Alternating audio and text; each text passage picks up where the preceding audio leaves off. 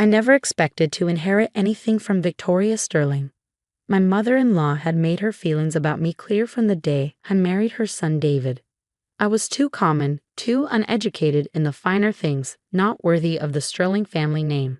The fact that I had a master's degree in art history and worked as a museum curator meant nothing to her. I hadn't come from money, and that was all that mattered. "Emily, dear," she would say during our mandatory Sunday dinners, "wouldn't you be happier working in a more suitable profession, retail perhaps, or reception work?" So when the family gathered in the lawyer's office for the reading of her will, I expected to be ignored entirely. Victoria Sterling had passed away suddenly, leaving behind her mansion, her considerable investment portfolio, and most importantly to me, Sterling Antiquities, the prestigious antique shop she'd run for 40 years in downtown Boston. The lawyer, Mr. Patterson, cleared his throat and pressed play on a video recording. Victoria's face appeared on the screen, as perfectly composed in death as she had been in life. "To my son David," she began, "I leave the family home and half of my investment portfolio. You were always the sensible one." David squeezed my hand, his face solemn. "To my daughter Rebecca, the other half of my investments and my personal jewelry collection. You'll know how to maintain their value." Rebecca, my sister-in-law, smiled smugly. Then Victoria's expression changed, taking on an almost mischievous quality. "And to my daughter-in-law Emily, I leave Sterling Antiquities, including all its inventory and obligations. Perhaps managing a failing business will finally teach you something about the real world. Though I doubt it." The room erupted in poorly concealed laughter. Rebecca didn't even try to hide her amusement. "Oh, Emily, I'm so sorry," she said, not sounding sorry at all.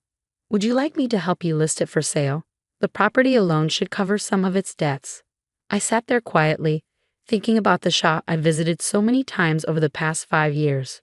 Victoria had never let me behind the counter, never allowed me to examine the inventory closely. "These items are for people who understand their value," she'd say dismissively. But I had observed, and I had wondered. "Thank you," I said simply, looking at the lawyer. "When can I take possession?" Mr. Patterson shuffled his papers. "The keys are available immediately. However, you should know there are some complications. The shop's debts." "I'll review everything tomorrow," I interrupted politely. I could feel David's concerned gaze. He worked in finance and knew exactly how much trouble a failing business could be. That evening, after everyone else had gone home to count their inheritances, I drove to Sterling Antiquities. The 3-story Victorian building sat on a corner of Beacon Hill, its windows dark except for the security lights. My hands trembled slightly as I fitted the key into the lock. The interior smelled of furniture polish and old wood, familiar scents from my museum work. But there was something else, something that had always nagged at me during my brief visits. The inventory didn't quite make sense for a high-end antique shop. Yes, there were the expected pieces: Chippendale chairs, Georgian sideboards, the usual suspects that wealthy Bostonians bought to furnish their homes. But scattered throughout were oddities: paintings that seemed too crude for Victoria's taste, sculptures that seemed out of place, manuscripts that lay neglected in corners. I went to the back office and began going through the files. Victoria had kept meticulous records, but there were gaps. Large ones. Pieces that appeared in inventory but never showed up in sales records. Purchases that made no sense for the shop's apparent business model. "What were you up to, Victoria?" I murmured, spreading out decades of paperwork on the old mahogany desk. My phone buzzed. David checking on me. "Everything okay? Do you want me to come help?" "No," I texted back. "I need to do this myself."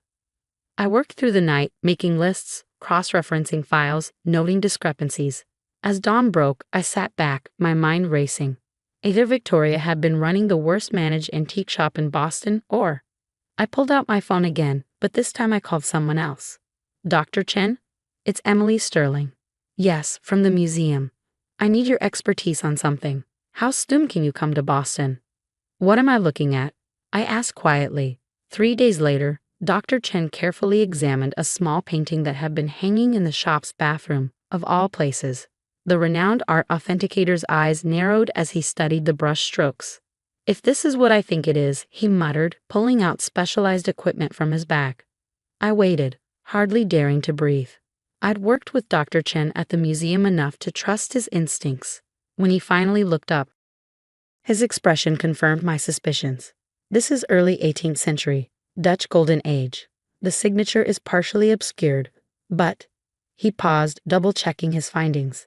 Emily, this appears to be a previously unknown work by. He named a master painter whose works sold for millions. I nodded slowly. That's what I thought, and it's not the only one, is it? We spent the next 12 hours going through the shop's inventory. Every crude painting, every odd sculpture, every neglected manuscript. A pattern emerged, one that made my head spin. My phone buzzed constantly. The family was planning a dinner to discuss everyone's inheritances. Rebecca wanted to help me understand the business I'd been saddled with. David was worried about the shop's debts. But I barely noticed. I was too busy understanding exactly what Victoria Sterling had left me. And why? In a hidden corner of the office, behind a filing cabinet that looked like it hadn't been moved in decades, I found a thin leather journal. The entry on the first page, dated just 6 months ago, made me sit down hard in Victoria's old chair. To Emily, it began in my mother-in-law's elegant handwriting. If you're reading this, you've already begun to understand. The question is, what will you do with that understanding? I closed the journal carefully, my mind already racing with possibilities. Victoria Sterling had built more than just an antique shop. She created something extraordinary, hidden in plain sight for 40 years. And now it was mine. But first, I had a family dinner to attend.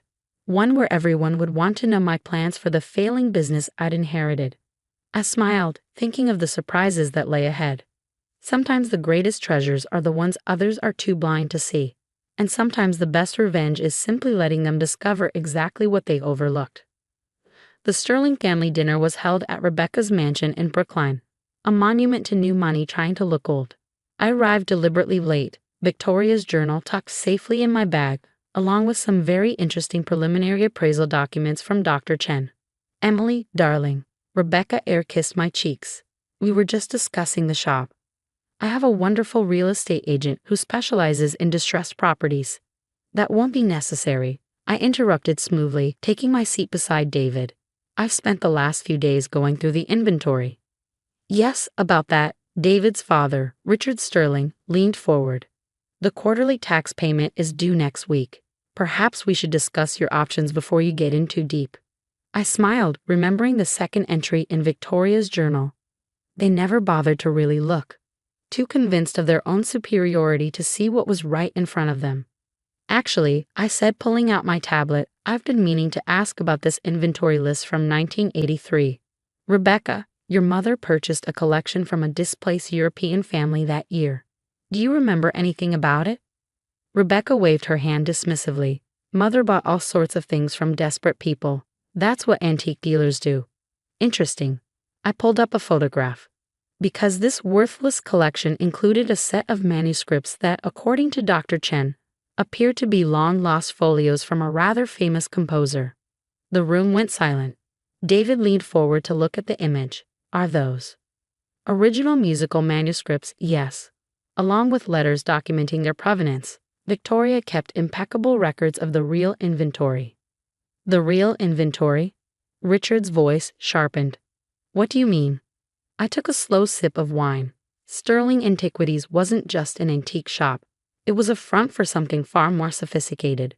Victoria was a private dealer for museums and serious collectors around the world. The shop's public inventory was just a cover. I started showing more photos. The Dutch master from the bathroom, Renaissance sculptures deliberately aged to look like later reproductions, manuscripts, and artworks that had been considered lost to history. That's impossible, Rebecca sputtered. Mother would have told us. We're her family. Are we? I asked quietly, or were we just the people who lived in her house and spent her money, never bothering to understand what she actually did? I opened Victoria's journal to a marked page and read aloud. They see the surface, never the substance. Emily at least looks deeper. She notices the inconsistencies, asks the questions they're too proud to consider. Perhaps she'll understand what I've really built here. David's hand found mine under the table, squeezing gently. He'd always supported me against his family's condescension, but even he hadn't known the truth about his mother's business. The shop isn't failing, I continued. The debts are paper losses deliberately created to hide the real business. Victoria was a master of misdirection. She built a legitimate art dealership hidden behind a struggling antique shop. I pulled out Dr. Chen's preliminary appraisal. The true inventory, including the private collection stored in climate-controlled vaults beneath the shop, is worth approximately $300 million. Rebecca's wine glass slipped from her fingers, staining the expensive tablecloth red. Nobody moved to clean it up. But why? David asked softly. Why hide it all? Because I said Victoria understood something about true value. It's not just about money, it's about preservation, about protecting important pieces of history until they can be properly appreciated. I showed them more from the journal, revealing Victoria's decades-long mission. She had used the shop to save priceless artworks and artifacts, often buying from families who didn't know what they had, protecting the pieces until they could be properly restored and documented. Last week, I continued, she was about to close her biggest deal yet. The Michelson collection was coming up for sale, a private collection of modernist masterpieces thought lost during World War II. Victoria had spent years tracking down the pieces, negotiating with the heirs. The contracts are all in an office safe. And now that collection will be yours, Rebecca said bitterly. No, I corrected her, it will be ours. Victoria left the shop to me because she knew I'd understand its true purpose. But she left instructions for how it should be managed. I pulled out the final document, Articles of Incorporation for the Sterling Foundation for Art Preservation. The shop's public face will continue, but the real business will become a foundation. Each of us will have a role, if we want it. Rebecca, your social connections will be invaluable for fundraising. David will need your financial expertise. Richard, your legal background could help navigate international art law. They stared at me, then at each other. Decades of family dynamics were shifting in a single evening. She planned this, Richard said slowly. All of it. Yes, I nodded. Victoria spent years watching all of us, evaluating how we might fit into her legacy. She left us each exactly what she thought we could handle. The next few months transformed everything. The Sterling Foundation quickly became a major player in the international art world. The Michelson Collection exhibition opened to worldwide acclaim, with pieces loaned to major museums. Rebecca, surprisingly, threw herself into the foundation's work. Her society connections proved perfect for hosting fundraising galas and networking with potential donors. David handled the financial structuring, while Richard's legal expertise helped navigate the complex world of international art repatriation. Victoria's hidden vault became a legitimate private museum, open by appointment to scholars and researchers. Dr. Chen joined us as chief authenticator, bringing his expertise and reputation to our growing team. 1 year after the will reading, I stood in Victoria's old office, my office now, looking at a photograph I found hidden in her desk. It showed a young Victoria standing in front of the shop on its opening day in 1983. She looked determined, visionary, a woman ahead of her time. You were right, I said to the photograph. They never really looked, but I did. The shop bell rang, and I heard Rebecca's voice greeting a client, a representative from the Louvre interested in several of our recently authenticated pieces. She'd become an excellent partner in the business, her social skills perfectly complementing my academic background. David appeared in the doorway. The board meeting starts in 10 minutes. The Museum of Fine Arts is interested in a joint conservation project. I nodded, gathering my materials. The journal lay on my desk, its pages now familiar but still revealing new secrets. Victoria had built something extraordinary, hidden in plain sight behind a facade of antique furniture and family drama. As I headed to the meeting, I passed the shop's public showroom. A wealthy couple was examining a Chippendale chair, never suspecting that the real treasures lay below their feet in temperature-controlled vaults, just as Victoria had intended. Sometimes the greatest inheritances aren't what they appear to be. Sometimes they're not about money or property, but about understanding value, understanding purpose, understanding the difference between what people show the world and what they really are. Victoria Sterling had taught me that lesson not through love or acceptance, but through the greatest gift she could offer: trust in my ability to see beyond the surface, to understand the true value of things others dismissed. The foundation continues to grow, discovering and preserving pieces of history that might otherwise be lost. Each new find feels like a conversation with Victoria, A confirmation that she chose rightly in trusting me with her real legacy. And every time Rebecca introduces me at a foundation event as my brilliant sister-in-law, the one who understood Mother's vision, I smile, remembering that day in the lawyer's office when everyone thought Victoria had played one final joke at my expense. The joke was on them. Victoria Sterling had built a legacy worth far more than money, and she'd entrusted it to the one person she knew would understand its true value. Sometimes the best revenge isn't about proving people wrong. Sometimes it's about proving someone else was right to believe in you all along.